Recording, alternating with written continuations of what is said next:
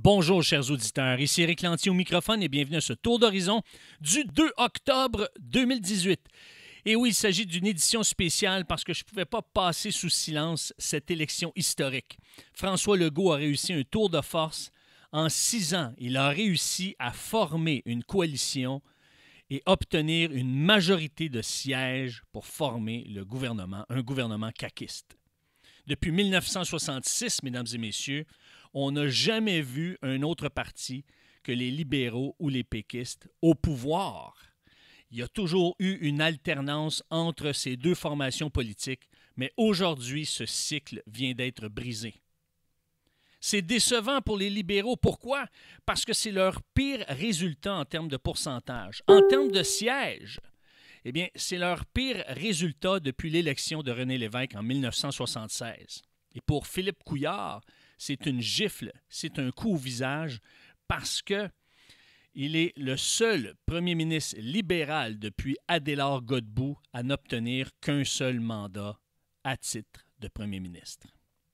Pour le Parti québécois, eh bien, c'est le pire résultat depuis 1970 parce qu'en 1970, les péquistes ont obtenu 23 % du suffrage universel, alors qu'aujourd'hui, en date d'hier, devrais-je dire, ils ont obtenu 17 %. C'est une dégringolade, mesdames et messieurs. Mais si je compare les résultats de 1976, où est-ce que le Parti québécois a fait son entrée à l'Assemblée nationale à titre de gouvernement, et l'élection d'un gouvernement caquiste, vous allez voir qu'il y a des ressemblances assez intéressantes. Premièrement, le Parti québécois est un nouveau parti. En 1976, il a réussi à former pour la première fois un gouvernement majoritaire. Il a obtenu 71 sièges, mais à l'époque, il y avait seulement 110 sièges. Aujourd'hui, il y en a 125.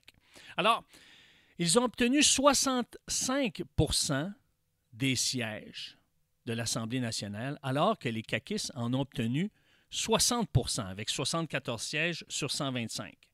Les libéraux, c'était 24 % et aujourd'hui, c'est 26 %. Ils avaient 26 sièges à l'époque avec 24 % de la représentativité en Chambre et aujourd'hui 32 sièges avec 26 %. Donc, ça se rapproche. Là où est-ce qu'il y a une différence, c'est qu'à l'époque, l'Union nationale était devenue un tiers parti avec 11 sièges, donc 10 % de la représentativité en Chambre. Mais là, ce qui change, c'est que parmi les tiers partis, il y a non seulement Québec solidaire qui a devancé les péquistes en termes de sièges, mais le Parti québécois devient le 4e parti. Maintenant, on a 2 partis qui forment la 3e et la 4e place avec 10 sièges et 9 sièges respectivement.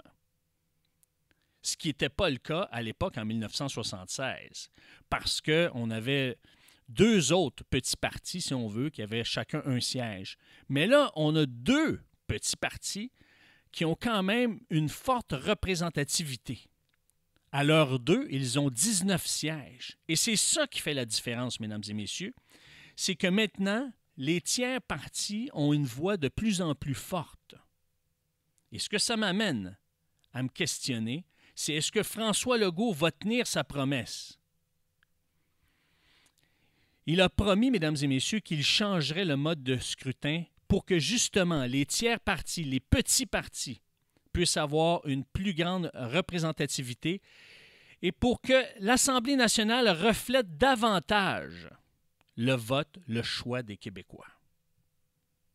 Et on s'en va dans cette direction-là, mesdames et messieurs, parce qu'il y a de plus en plus une diversité de voix au Québec. On est en train de sortir de ce bipartisme, de sortir de cette alternance entre 2 grands partis. Il y a vraiment un changement de paradigme, il y a vraiment un changement qui est en train de s'imposer au Québec. Et l'avenir nous dira quelle forme ça prendra. Alors, je vous invite à suivre mes interventions sur ericlantier.net parce que je vais continuer à commenter les résultats et commenter l'actualité sur différentes stations et sur différents canaux. Sur ce, chers auditeurs, eh bien, je vous dis à la prochaine. Merci et au revoir.